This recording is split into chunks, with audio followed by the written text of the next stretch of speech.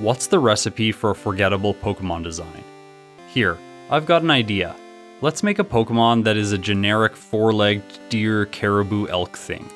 It will obviously be a normal type, and let's not make it intimidating or cute. No evolution either, not particularly good stats, and let's make sure that it's not very common in the wild. Say, only available on 2 routes, one of which will be a 5% encounter rate. Oh, we could also make sure that we don't give it to any prominent trainers. Whitney really doesn't need one of these things. Yeah, this is Stantler. It doesn't have a very striking design, it's a mono-normal type, it doesn't have an evolution and will likely never get one. Its stats are mediocre, and in addition to all of this, it can only be found on 2 routes in Johto, and one of them is only a 5% encounter rate. Wouldn't it have been cool if Whitney's team was Stantler and Miltank? Then immediately following Goldenrod, you'd have the chance to catch both of them if you weren't too traumatized to never look at Miltank again. While Miltank has risen to infamy due to inclusion on Whitney's team, Stantler has been completely forgotten. I tend to root for underdogs, so today I'm going to shine a light on Stantler. I think it deserves some more love and attention. Stantler has a base stat total of 465, and a fairly even distribution among the stats. It's weighted towards balanced offense with a slight preference for physical attack. Its level up learn set is not particularly inspiring offensively, but it gets access to Hypnosis, Sand Attack, and Confuse Ray, and this provides an easy path to some really trolly strategies. It gets access to really useful moves though through TM. Headbutt, Curse, Toxic, Hidden Power, Earthquake, Return, Psychic, Mudslap, Swift, Dream Eater, Rest, Thief, and Nightmare. That's an interesting learn set. Return is the obvious choice for Stab. It has the brutal Hypnosis Dream Eater combo in addition. It could also learn Curse for setup, Earthquake for some coverage, or Rest for survivability. There are so many options here. I'm amazed how flexible it is. What do you think would be a good move set for Stantler? I'll only use Stantler in battle. I'll catch other Pokemon for HMs in order to progress through the game. If Stantler faints, I'll reset. I won't use any items in battle, including held items. I will use a few Pokeballs in order to catch HM Mules though. And finally, I won't use any glitches. In the past, I've restricted the use of sleep tactics, but today I feel that this will take away a lot of the flavor that Stantler has in its moveset, so I'm going to allow them. Plus, after Generation 1, sleep is significantly less broken. Pokemon can now wake up and deal damage in the same turn. Because of its decent stats and the potential for cheesy tactics, I think that Stantler is going to do really well. But how well? Could it possibly be the best time through Johto yet? Let's find out. If you want to reset for a perfect Stantler, you can get extremely close with only in-game data. Of course, you can analyze your save file with a save editor, but today I'm going to use only information that was available within the game. Stantler's attack, speed, special defense, and special attack will all have unique stat values at level 5 with a DV of 15. I run into this guy after a bit of time, and this is good enough for me. It has maxed attack and maxed special and special defense. It has decent speed and defense. Good enough for now, as they're the highest non-perfect values. The reason I stopped here and didn't look for maxed speed Stantler was because nicknaming Stantler was taking so long. In the future, if I'm resetting for stats, I'll probably just skip the nicknaming step. Now, let's get going. The first thing I notice is that Stantler's back sprite is awesome. I've been playing this game for over 20 years and I've never seen it. If I had seen this when I was a kid, I would have wanted to use Stantler right away. It's nice that these games still have little gems to offer up after all this time. Since there's no Dome Fossil in this generation, we can't make algorithm comments about that. But we can make algorithm comments about Stantler's back sprite. Have you seen it before? Or are you like me and this is your first time seeing it? The rival fight is really easy because we have Stab. Totodile goes down in 3 hits, and then I head back to the lab to name him. I pushed a few too many times, so he's gonna have 5 question marks today. I think the days of naming him with 3 question marks are over. Outside of Violet City, I take the time to use the Pokeballs that Elm's Aid gave me to catch a Bellsprout. It can learn both Cut and Flash. Sprout Tower is simple. After that's over, I even try to head for the gym without healing. Turns out though, my PP is just a bit too low to make that work, so I'm forced to heal up before taking on Falkner. The most annoying part of this fight is that his birds know Mud Slap. Because of that, things can get really unpredictable here. In this case, it chooses Tackle and fails to lower my accuracy, so I'm able to knock it out easily. Stantler manages Pidgeotto easily, and then Falkner gives me the TM for Mud Slap. This Sand Attack upgrade is a gift from the Pokemon gods for this run. Praise Arceus. I think I got the pronunciation right. This is the only way, other than struggle, that Stantler will be able to defeat the rivals Ghastly at a reasonable level in Azalea Town. If Stantler couldn't learn this TM, the choice would be between level 49 with Confuse Ray or Struggle, and that wouldn't even be a choice. I make my way south, and this Slowpoke Tail salesman stops me. I always spammed A during the dialogue as a kid. However, whenever I accidentally say yes to the request to buy a Slowpoke Tail here, I get this really awful feeling inside.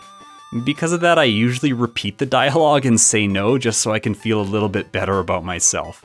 Slowpoke are just so lovable and cute. I don't want to buy their tails. Did anyone else feel bad for accidentally answering yes here? In Union Cave, Mudslap lets me proceed past the hiker without issues. There are also fire breathers in here, but Tackle is stronger against their Pokemon because Stantler gets Stab. Mudslap is only the stronger option if the Pokemon resists normal type and is weak to ground. I pick up the TM for Swift on the bottom floor of Union Cave. As Stantler gets a 1.5 times Stab modifier on it, this is now a 90 power move. That's really great for the early game. Bugsy is next. I genuinely misgendered him until I was like 25 and watched a YouTube video and realized that he's actually a guy. Apparently this was also something that a lot of other people did as kids too. I like the idea of girls being into bugs. I tend to enjoy things that are counter to the common cliche or slightly rebellious. After all, I grew up listening to these people. Girls being grossed out by bugs was so prominently on display in the anime with Misty, so I was really excited when a girl was a gym leader with bugs. Oh well. He sends out Scyther, and in this case, I think Hypnosis is just going to be a waste of a turn. 3 turns later, it's over, and I've won the Hive badge. The rival is next. I spam A too much and use Swift against Ghastly. That really hurt inside. I correct my mistake and knock it out with Mudslap. From here, the fight is easy. Crocnaw does some damage to me, but I'm just dealing too much damage. Despite Swift already being strong, I'm about to get another upgrade with the TM for Headbutt, which will improve my power by 15 to a total of 105 power after Stab. Now, Stantler is only level 19 at the start of the Whitney fight, but I believe that this is going to be easy. I'm never above using some seriously cheesy tactics on her. I knock the Clefairy out with Headbutt, and then Miltank comes out. Now is my moment. It starts rollout, and I use Hypnosis. It lands. To ensure that I have this fight secured, I switch into Mudslap and lower Miltank's accuracy 3 stages. This isn't required, but it's fun, slightly evil, and if she wakes up, it's going to make the fight much more consistent. After that, I switch into Headbutt and knock it out. I feel like every run, I'm coming up with some way to beat Whitney in a really obnoxious way. I really like this. It's revenge for all our childhood losses when Miltank would use Attract and then roll out so many times, and then if you dealt damage to it, it would just heal up with Milk Drink. After the gym, I head north towards National Park and run into these 2 lovebirds. Oh yikes, I humiliated him, and she's clearly upset about that. Probably not a good time to mention my girlfriend. We're nothing like this. We are so happy together. Look at us, so perfect.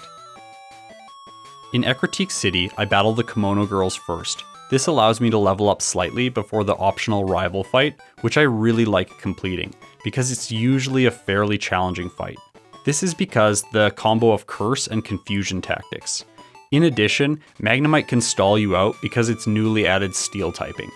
Johto in general is fairly easy, so this fight allows me to spice things up a bit. Remember to save outside the burned tower though, because he ambushes you as soon as you enter. Haunter comes out, and I have to use Mudslap. There isn't any other option here. Unfortunately, because it's only a base 20 power move, Haunter survives and sets up Curse. Next is Magnemite. and Mudslap is 4 times effective against it. This little steel tank hangs on though, and confuses Stantler. I hit myself in confusion and take curse damage. Yuck, that's a really bad turn. Then it lands Sonic Boom, and it takes me down to 4 hit points. I knock the Magnemite out, but I succumb to confusion on the next turn. On the second fight, the same scenario plays out against Haunter. Looks like at this level, I need to beat him while cursed. It's the story of cursed Rudolph the Red-Nosed Reindeer. His nose was so shiny, he hit himself in confusion and crashed Santa's sleigh. Ugh, a Christmas reference in June. That hurts. This time, however, Magnemite faints to a single critical hit Mudslap. That allows Stantler to knock the Zubat out, and then proceed to Croconaw.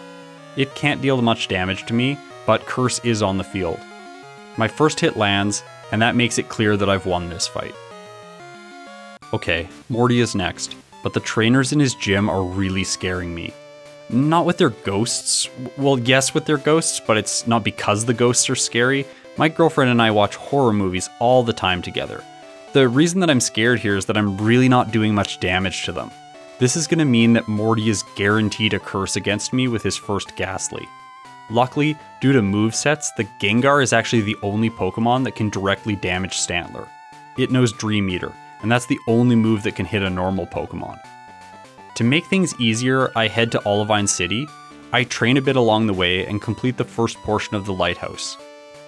Stantler is a higher level now, so I return to Morty. I do some probability math to determine which is my best first turn move in order to avoid Curse at the first Ghastly. The available choices are Swagger, Mudslap, or Hypnosis. Of these, Hypnosis gives me the best probability. The first Ghastly falls asleep and stays asleep. This allows me to use Mudslap and knock it out, avoiding Curse. That's what I needed. Haunter is next. I attempt Hypnosis, but this time it fails. Haunter sets up Curse, and I switch into Mudslap and knock it out. In Generation 2, you don't take any damage from Curse on turns when you knock out the opponent's Pokemon. Gengar is next. I'm on a timer now, so it's time to Mudslap away. Because I lower its accuracy every turn, I make its Hypnosis Dream Eater combination less likely to occur. It faints, and his last Haunter comes out. I've got enough health to take care of this Haunter, so Morty's finished. Stantler progresses after its first fight. I surf across the sea towards Chuck. This gym is the only gym that has a type advantage against Stantler. I save before the first 2 trainers that double team you. I'm not forgetting that again. They're easy for Stantler to deal with because I have so much offensive might. Chuck's Primeape knows Karate Chop, and Polywrath knows Dynamic Punch. With Stab and super effective damage, these moves are both going to be particularly devastating for Stantler. I decide that the solution again is Hypnosis. Primeape falls asleep and gives Stantler the chance to land 2 hits, knocking it out. Next is Polywrath. I put it to sleep as well, but Chuck immediately uses a full heal to wake it up. I just need to avoid Dynamic Punch. Polywrath uses it, but it misses, and Stantler takes the victory. While Chuck was theoretically scary, the toughest gym leader in all of Johto is coming up next. It's Jasmine. The first Magnemite goes down to a critical hit from Mudslap. The second one, however, survives and gives it a chance to paralyze us. It misses, and I'm moving on to Steelix without a status condition. Please let Hypnosis be enough. I missed first turn, and it lands Iron Tail, which does just under half damage to Stantler. I land Hypnosis, and then begin to set up Mudslap. I'm going to go for 6 stages of decreased accuracy. My normal moves are going to do roughly the same amount of damage to Steelix anyways here, so there isn't an incentive to switch into them earlier. It finally wakes up, but I figure that I can do this because it's not going to land an attack. But it does, and Stantler faints. The next fight is so much worse. This time the Magnemites mess me up with paralysis and confusion. I try one more time, but it's clear now that I've got to take on Price first. I'll come back here when I'm a higher level. Price is simple. I don't use any super effective moves, but I can just knock all of his Pokemon out because my stab normal moves. If there was a gym leader in Johto that I could improve, it would probably be Price. He really needs a buff. I make the trip to Goldenrod next to pick up the TM for Return. This is available here on Sundays. Because of how far I am into the game, I think Stantler is going to be doing more damage than it was with Headbutt, with Return. So then I return to Jasmine. See what I did there? And this fight makes me realize that I need to do something else. I choose Swagger to add another annoying tactic to Stantler's arsenal. This is the dirtiest fight. Well, Steelix is a ground type after all. That's basically dirt type. Just a note, the number that displays on the overlay is the total number of fights against this leader. In this case, 3 from before and 2 from now. Even with Swagger, this fight isn't working. After my 6th attempt, I decide to train on the sea. 2 levels higher, at level 38, I can now knock the Magnemites out in a single hit with Mudslap. That adds a lot of consistency. I'm only trying to solve the Steelix problem now. Against it, I want to set up Hypnosis first, and then switch into Mudslap. After 6 of these, I'll either start attacking or set up Swagger. Before I was getting knocked out with 2 Iron Tails, so that scenario is still stuck in my mind. But because my level is higher, it's probably 3 now. So I should wait to set up Swagger until Steelix lands a 2nd Iron Tail. At that point, it's going to KO me anyways if it gets a hit, so there's no reason not to confuse it. There's a funny moment here where Steelix and I exchange missed attacks 5 turns in a row. This is a really nail-biting snooze fest. Then, because I'm stuck thinking Steelix will 2-hit me, I make the mistake and I use Swagger too soon. This puts me in knockout range now. I switch into Return while it sleeps and start chipping away at it. I land a critical hit, it wakes up, hits itself in confusion, and my Return knocks it out. Stantler is now past Jasmine. That was so dirty. I steamroll through the rocket plotline and then briefly save my girlfriend from a wasp that got into our place. They must have a nest somewhere nearby. It feels like every day I need to save her. Speaking of wasps, I'm going to be using this guy again in the near future for a race that I'm really excited about. I know its name is Beedrill, but honestly it looks more like Wasp Drill anyways. All 3 of Claire's Dragonairs go down to a single hit from Return. Kingdra is last. I land Return and it takes it into orange health. It hits me with Surf and deals around 1/3 damage. It gets a Hyper Potion, and that allows me to get 2 hits in a row and finish it off. It's nice having a decently fast Pokemon. Because I have the HMs now, I spend some time going back through Johto and grabbing all the rare candies that are available. I'll likely need these against Red, unless Stantler is a boss and surprises all of us with some sub-level 70 finish. In Generation 1, it feels fairly consistent and easy to collect at least 6 or 7 rare candies, but in Johto, I feel like these are all tucked away really well. That's it for now. I'll grab more in Kanto. I head to Victory Road and pick up the TM for Earthquake. Finally a replacement for Mudslap. I should be grateful though, this move has been amazing. It was the reason that I got past Steelix. Here's my moveset and stats going into the league. I'm not going to be saving between league members. This makes things more exciting for me while I play through the league, and it also lets us determine an approximate lowest level when things start to feel consistent with Stantler.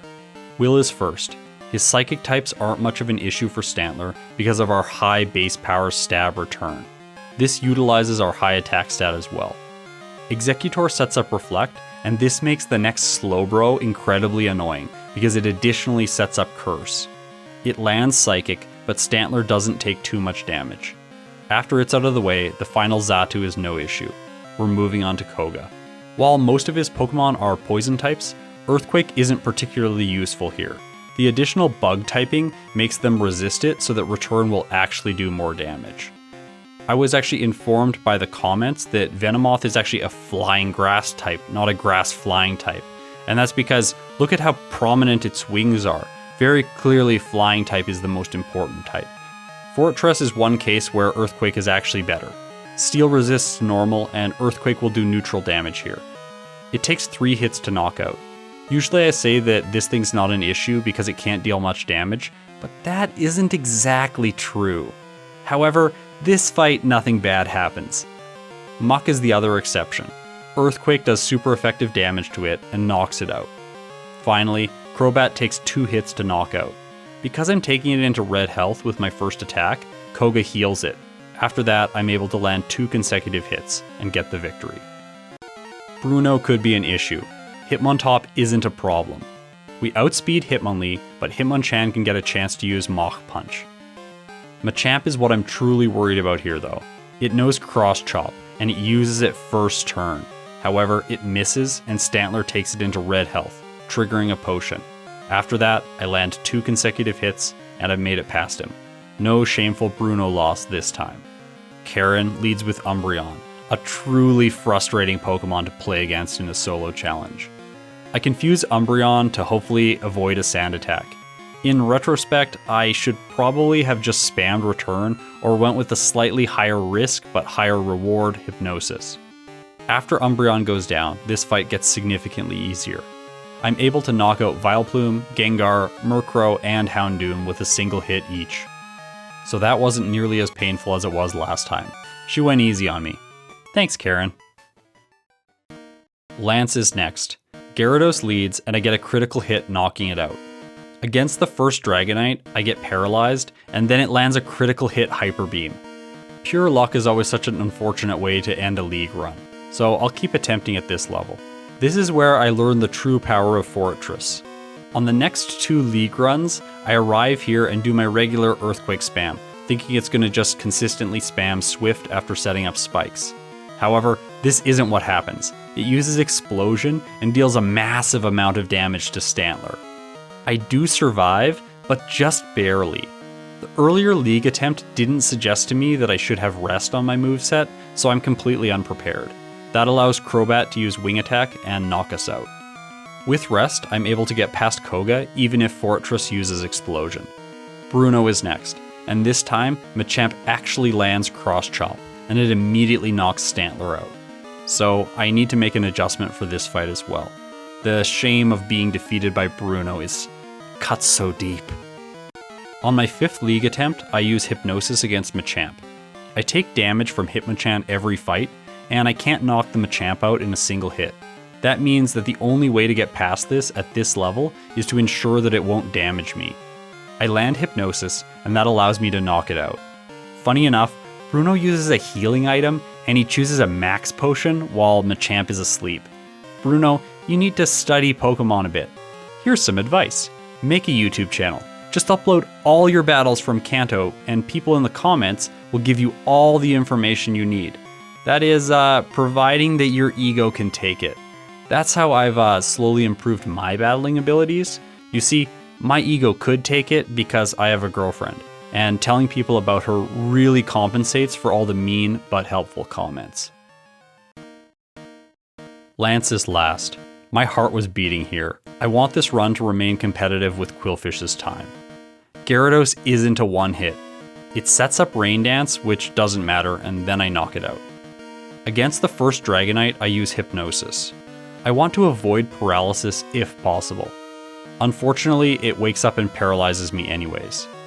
This allows it to outspeed and use Hyper Beam on me the next turn before I can knock it out. Immediately following this, I put the second Dragonite to sleep, but this time it's so that I can heal and remove paralysis. I don't want Charizard and Aerodactyl outspeeding me. When I switch into Return, I get a critical hit and take care of the Dragonite in a single turn. At this level, I'm able to outspeed Aerodactyl and put it to sleep.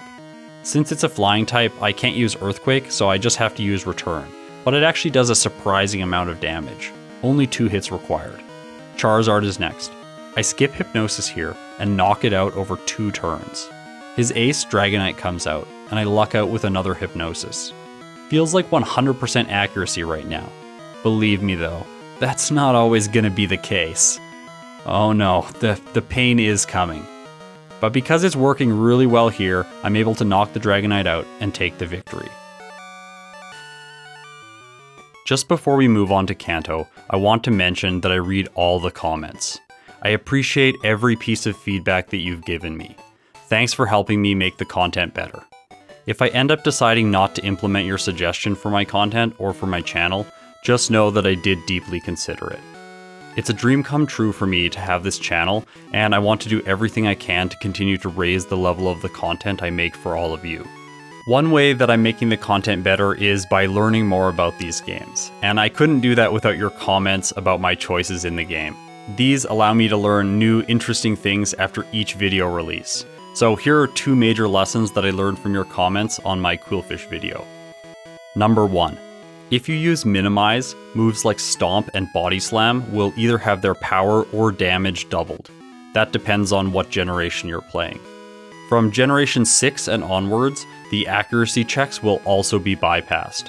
So in this generation, Qwilfish did gain the advantage of having a higher evasion against Miltank, but it set itself up to get knocked out immediately when Stomp finally landed. Number 2. If you return Kenya to its trainer, he does keep it. However, he doesn't care what Pokemon you give him. He's only interested in the male. So you can just take the male from Kenya and give it to another Pokemon. He'll then keep that Pokemon instead. Now, let's go back to the Stantler run. With the league out of the way, it's time to make the journey to Kanto. Here, I'm attempting to defeat the first 4 gym leaders in a row without healing at the Pokemon Center. Surge is an easy fight. I can take out all of his Pokemon with Earthquake. After I've done that, I move on to Sabrina. In her gym, I run into 2 trainers, and these really take a lot of PP away from Stantler.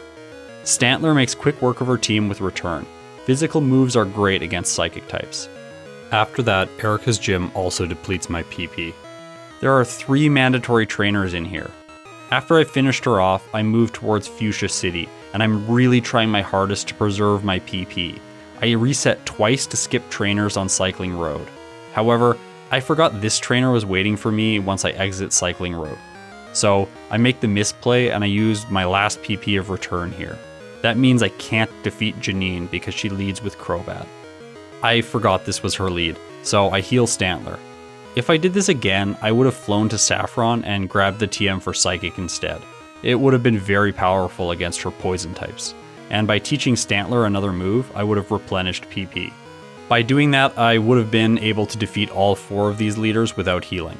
However, this time I was really fixated on the fact that I'm going to get Dream Eater as my Psychic move, but I only get that once I get to Viridian City, so Psychic just slipped my mind. After that, I take on Brock and Blaine. When I chat with Blue on Cinnabar Island, I also grab the hidden rare candy just north of him. I pick up the TM for Dream Eater, but don't use it just yet. It's time to face Blue. The Earth Badge Gym Leader opens with Pidgeot. I can't knock it out in a single turn with Return, and it gets some damage in with Wing Attack. After that, I knock out Alakazam with ease. Rhydon is next, but my Earthquake is super effective against its Rock type. It does get the opportunity to set up Sandstorm, which starts to chip away at Stantler's health. Then, Blue strangely withdraws Rhydon and sends out Gyarados, who immediately sets up Rain. So I won't be taking any Sandstorm damage anymore anyways. So far, this fight feels great. I knock out Gyarados and Rhydon, and then Exeggutor is next. This thing is such a troll. It sets up Leech Seed and then faints. Not so bad, right? Well, his ace Arcanine is next. My Earthquake doesn't quite knock it out. I take Leech Seed damage and end up with 12 hit points. But then, Blue uses a full restore, and because of that, I faint the next turn to Leech Seed damage. Thanks a lot, Exeggutor. That seemed like victory was just around the corner, right? Using Rest or Hypnosis once would have changed the outcome. That's what I thought. And then I did it again, and I get back to Exeggutor without any issues.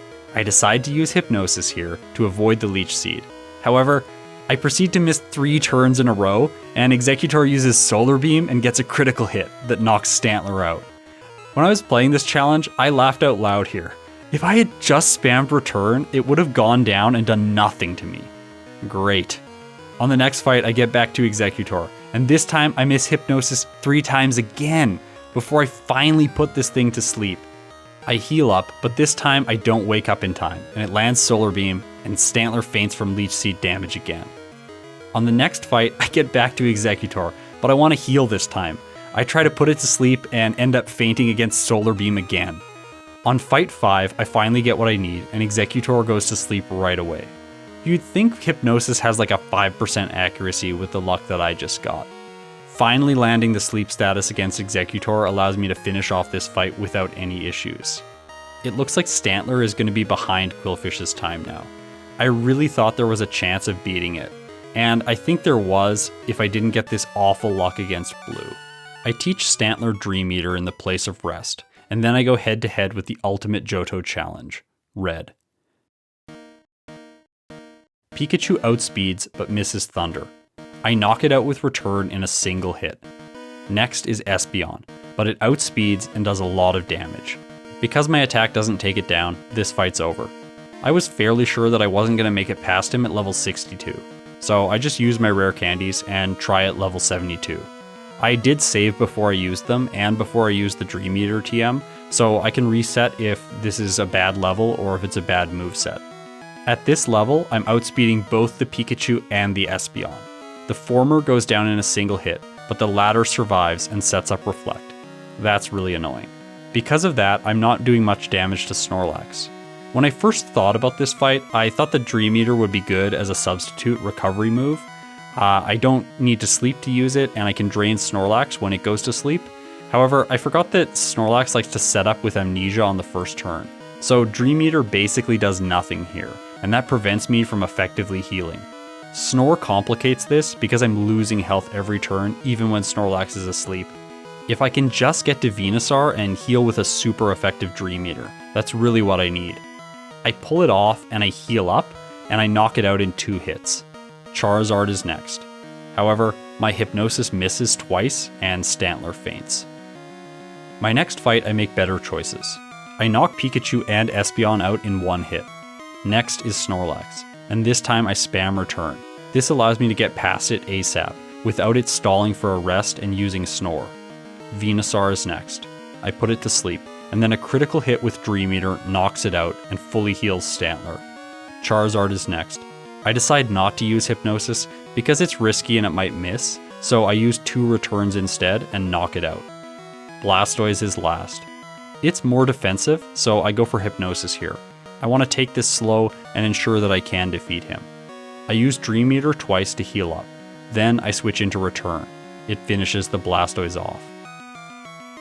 Here's the tier list. Stantler finishes with a time of 2 hours, 58 minutes, and 36 seconds. It actually managed to beat Quillfish's time in the end. That's my fastest time through Johto yet. I think this time this is largely due to its trolly tactics with Sleep, Confusion, and Mud Slap. These really helped it achieve this speed. It's also only fair to mention that Butterfree is at the bottom of this list because I didn't allow it to use Sleep tactics for that run.